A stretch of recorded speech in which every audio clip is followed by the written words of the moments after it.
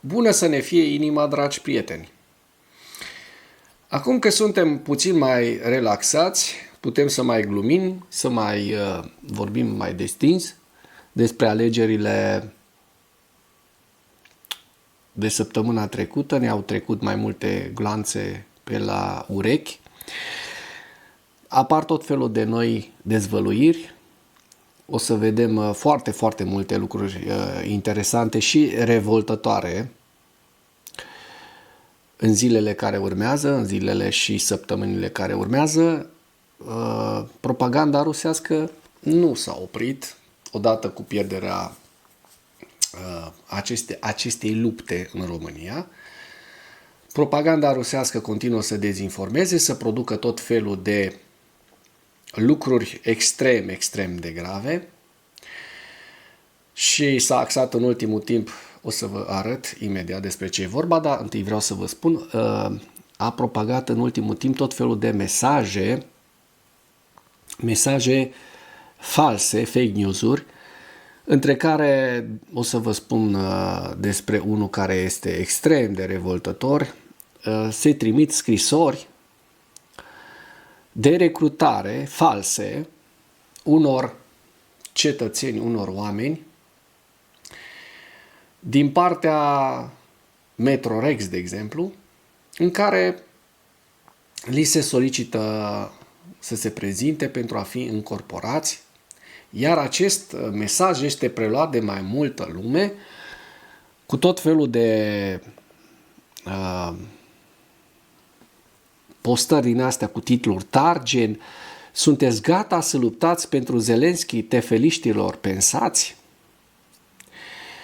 Hai să vedem despre ce e vorba, ca să discutăm, nu-i așa, cu materialul clientului. Pentru că noi aici, la Animatura, ne ocupăm de lucruri serioase, nu de fake news-uri, și încercăm să combatem fake news-urile. Iată, de exemplu, o postare a Ministerului Afacerilor Interne din România. Suntem pe site-ul lor și aceștia spun: vă semnalăm o nouă informație falsă propagată prin intermediul rețelelor de socializare. Și ni se prezintă în acest print screen ceea ce v-am spus eu mai înainte. Și dacă intrăm pe acest print screen să vedem mai bine despre ce e vorba. Și mărim, bineînțeles că vrem să vedem cât mai mare, să vadă toată lumea despre ce e vorba. Vedem aici depoul exploatare Temberceni, adică Metrorex S.A. Și vedem aici, cum scrie, adeverință de recrutare în cazul cetățenilor români, bărbați cu vârste cuprinse între 20 și 35 de ani, care îndeplinesc criteriile pentru a executa serviciu militar. Deci trebuie să oamenii, când văd așa ceva, când primesc prin poștă sau văd asemenea fake news-uri pe rețelele de socializare, ar trebui să-și pună întrebarea, să se gândească logic și clar dacă aceste lucruri, chiar dacă pare autentică, vedem aici sunt niște antete cu datele Metrorex, aceste lucruri se vor tot repeta și se vor tot întâmpla, pentru că rușii nu vor abandona acest război informațional, acest război hibrid împotriva României. Ba mai mult, au început să ne atace și pe noi, pe antreprenori, cu tot felul de imbecilități. De exemplu, pe site-ul Directoratului Național de Securitate Cibernetică ni se anunță o tentativă de fraudă.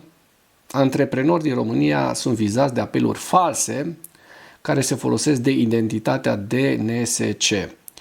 DNSC atrage atenția asupra unei noi tentative de fraude telefonice în care atacatorii se dau drept angajați ai Directoratului Național de Securitate Cibernetică, vizând în special antreprenorii din România. Cum funcționează frauda?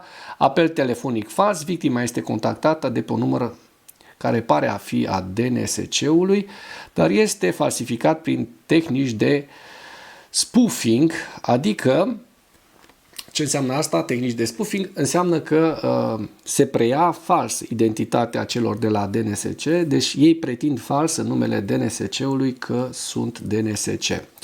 Deci își iau lupul, se îmbracă, cum ar veni, în blană de oaie și cumva încearcă să înhațe alte oi. Nu prea sunt mulți antreprenori care mușcă la așa ceva, dar fiți atenți aici cât de credibilă este povestea. Care este pretextul legal?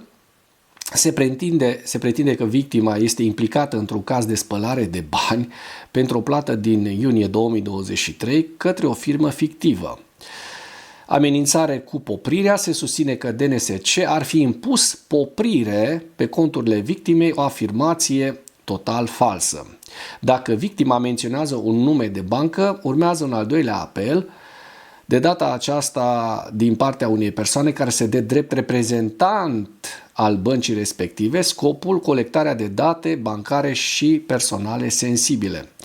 Atenție, atacatorii își aleg țintele din bazele de date publicate, de exemplu site-uri de firme sau ONG-uri, folosind tehnici de scrapping pentru a obține informații relevante. Dacă până în acest moment ai găsit informații utile în material, contribuie cu un like și cu o distribuire a acestui videoclip pentru a ajunge la cât mai multă lume. Web scrapping-ul este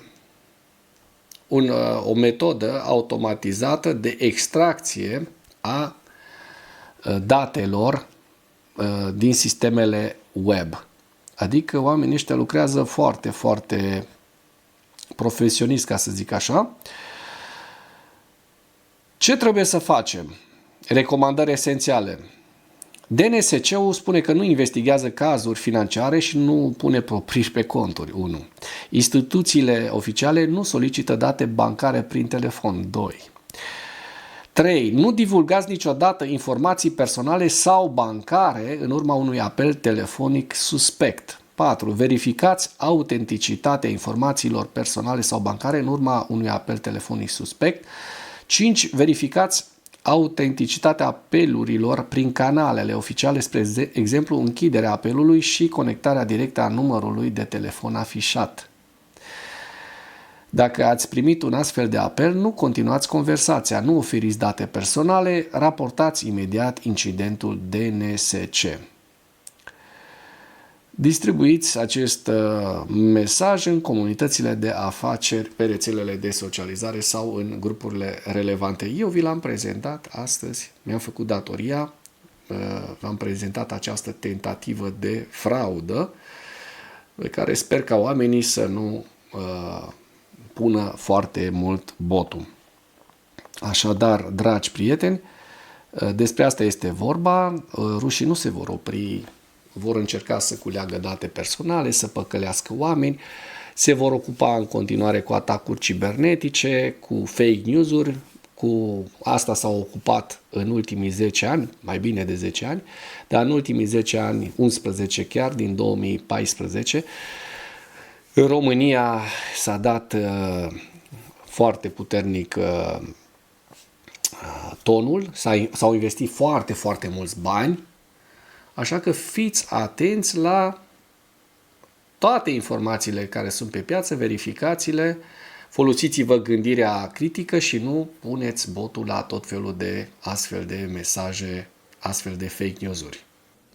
Mulțumesc pentru vizionare. Dacă vrei să susții acest canal, abonează-te la Animatura. Apreciez mult asta.